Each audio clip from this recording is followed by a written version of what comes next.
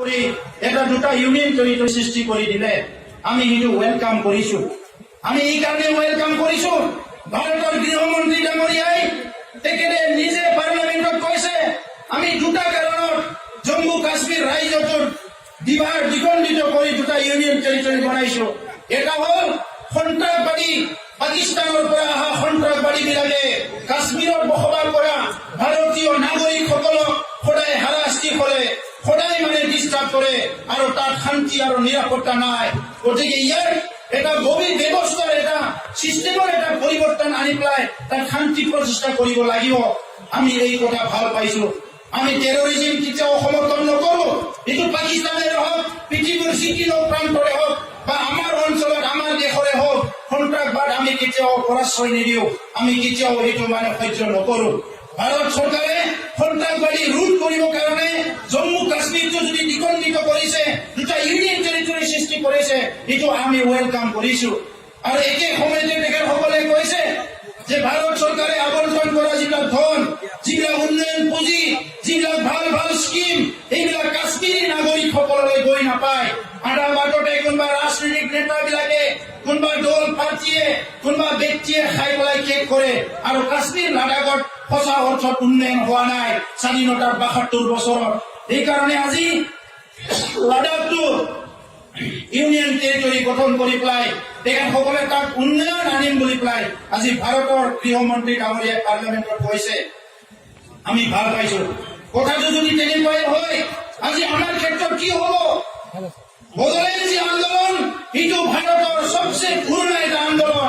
কাৰণ তেলেংগানা যি ৰাজ্য গঠন কৰা হল, এই তেলেংগানা 1967 পৰাহে এই সংগ্ৰাম আৰম্ভ হৈছে।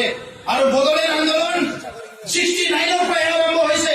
কিন্তু বদলেণ্ড আন্দোলন ইয়াতকে আগত 1967 পৰাহে পিটিচিয়ে উদ্যাসৰ দাবী কৰাৰ পৰাই ৰাজনৈতিক সংগ্ৰাম আৰম্ভ হৈছে।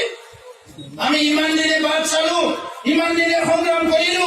৫,০০০তকৈ অধিক নিৰীহ মানুহ শ্বহীদ হৈ গল, ২০,০০০তকৈ অধিক জেলত যাব লগা হল, হাজাৰ হাজাৰ সা সম্পত্তি ঘৰ বাৰী জ্বলি গল, বহুত মানুহ পংগু হৈ গল নিজৰ দেশৰ নিজৰ সাংবিধানিক অধিকাৰ সাব্যস্ত কৰাৰ নামত। কিন্তু এতিয়ালৈকে আমি ন্যায় পাবলৈ সক্ষম নহল। আজি ভাৰত চৰকাৰে আমাৰ চকুৰ আগতে উত্তৰাখণ্ড, ঝাৰখণ্ড, ছত্তীশগড় ৰাজ্য গঠন কৰি দিলে।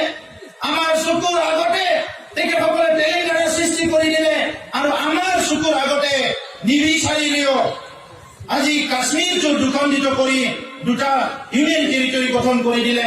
আৰু আমি ৫০ বছৰ চিঞৰি থাকিলো, আজিলৈকে আমাক জাষ্টিচ দিয়া নহল, ন্যায় দিয়া নহল। কি কাৰণত? আমি কি দোষ কৰিলো? আমি ভাৰতৰ নাগৰিক হয় নে নহয়? ভাৰতৰ সংবিধানটো আমাৰ কাৰণে প্ৰযোজ্য হয় নে নহয়? আৰ্টিকল ২ আৰু ৩ৰ স্পিৰিটটো কি? ইয়াৰ উদ্দেশ্যটো কি? ভাৰতৰ সংবিধানৰ আৰ্টিকল ২ আৰু ৩ আমি কি বিচাৰিছো? আমি শান্তি বিচাৰিছো, আমি সমাধান বিচাৰিছো, আমি নিৰাপত্তা বিচাৰিছো, আমি উন্নয়ন বিচাৰিছো। আজি ভাৰতৰ এচাম, অসমৰ এচাম উন্নত জনগোষ্ঠীবিলাকে আজিও কৈছে আমি সুৰক্ষিত নহয়, আমাক ৰক্ষা কবচ লাগে, আমাক নিৰাপত্তা লাগে, আমাক সংবিধানৰ অমুক ব্যৱস্থা লাগে, চমুক ব্যৱস্থা লাগে। আৰু তেখেতসকলৰ কাৰণে আপোনালোকে বহুত কিবা কিবি কৰিবলৈ চিন্তা কৰি থাকে।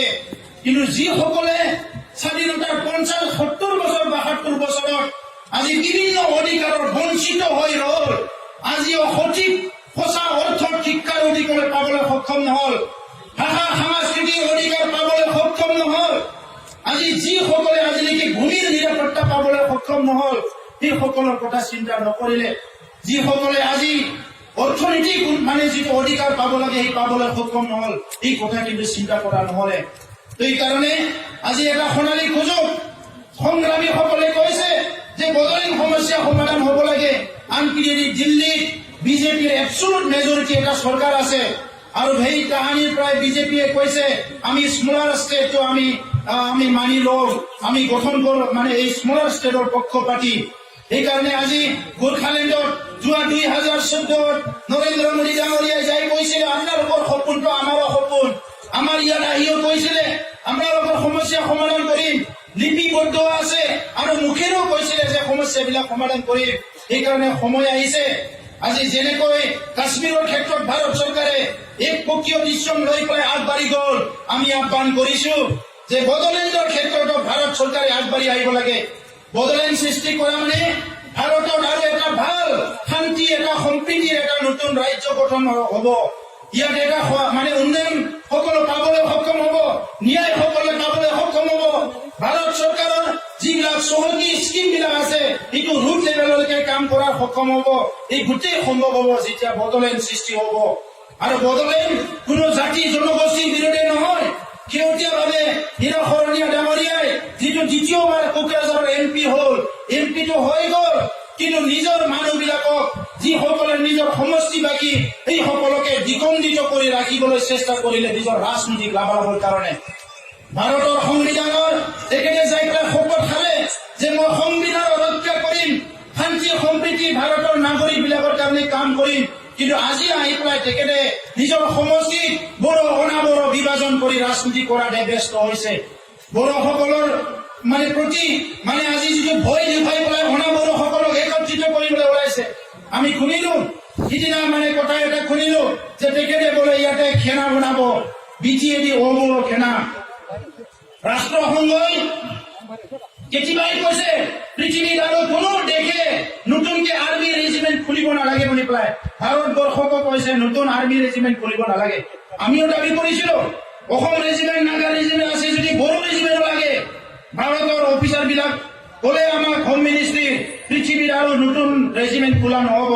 যদি পৃথিৱীত আৰু নতুন ৰেজিমেণ্টে খোলা নহয়, কোনো খেলাই খোলা নহয়, এই ভাৰতৰ ভূখণ্ডতে BJD অঞ্চলত কেনেকৈ হীৰা শৰণীয়া আজি খেনা খুলিব পাৰে ভাৰত ৰাষ্ট্ৰই কিন্তু চাব লাগিব। অসম চৰকাৰে চাব লাগিব কেনেকৈ চৰকাৰী মানুহ এজনে খেনা খুলিবলৈ ইয়াতে ইমান সাহস কৰিছে। ইয়াত ভাৰত চৰকাৰৰ চেংচন লাইচেন্স আছে নেকি? ইয়াত অসম চৰকাৰৰ চেংচন এপ্ৰুভেল লাইচেন্স আছে নেকি? এইটো চৰকাৰে স্পষ্ট কৰিব লাগিব। আৰু এই খেনা কিহৰ কাৰণে? না পাকিস্তান চাইনাৰ লগত যুদ্ধ কৰাৰ কাৰণে, না ইয়াত মানে আজি মানুহৰ মাজত ভুল বুজাবুজি সৃষ্টি কৰাৰ কাৰণে, না কোনোবা এটা ব্যক্তিগত স্বাৰ্থত ৰাজনৈতিক লাভালাভৰ কাৰণে কাম কৰাৰ কাৰণে এই কথা স্পষ্ট কৰিব লাগিব। আজি পৃথিৱী বহুত আগবাঢ়ি গ'ল। এনেকুৱা সময়ত আৰু এনেকুৱা জাতিগত ধৰ্মগত সংঘাত বিলাক আমি কেতিয়াও নিবিচাৰো। আমি সকলো সমমৰ্যাদা সম অধিকাৰ বিচাৰো। আজি আমি সংগ্ৰামী হৈ পেলাই বড়োলেণ্ড দাবী কৰি কোনো দিনে কোনো জাতি জনগোষ্ঠীৰ বিৰুদ্ধে আমি এক কিঞ্চিত কাম কৰা নাই। আজি তেখেতে যিবিলাক এলিগেশ্যন আনিছে তেনেকুৱা সংঘাত বিলাক বহুত ঠাইত হৈ গৈছে। আমি দুখিত তেনেকুৱা সংঘাত আমাৰ অঞ্চলতো হৈছে। ইয়াত আদিবাসী মানুহৰ জীৱন যাব লগা হৈছে, বড়োৰো জীৱন গৈছে। মুছলমান সকলৰ ভাইসকলৰ জীৱন যাব লগা হৈছে, বড়োৰো জীৱন গৈছে। কাৰোবাৰ ঘৰ জ্বলিছে, বড়োৰো জ্বলিছে। ইয়াৰ কাৰণে আমি দুখিত। কিন্তু সেইটো কিয় আপুনি ৰিপিট কৰিব বিচাৰে, সেইটো কিয় আপুনি পুনৰ ইয়াত মানে কৰিব বিচাৰে, সেইটো দুখিত কথা। তো এইকাৰণে ৰাজনীতি কৰক, মষ্ট ৱেলকাম। ভাৰত এটা পৃথিৱীৰ সৰ্ববৃহৎ গণতান্ত্ৰিক দেশ। ইয়াত সকলোৰে ৰাজনীতি কৰাৰ অধিকাৰ আছে। ৰাজনৈতিক দল খুলিব বিচাৰিছে খোলক, 2, 3, 5টা ৰাজনৈতিক দল খোলক।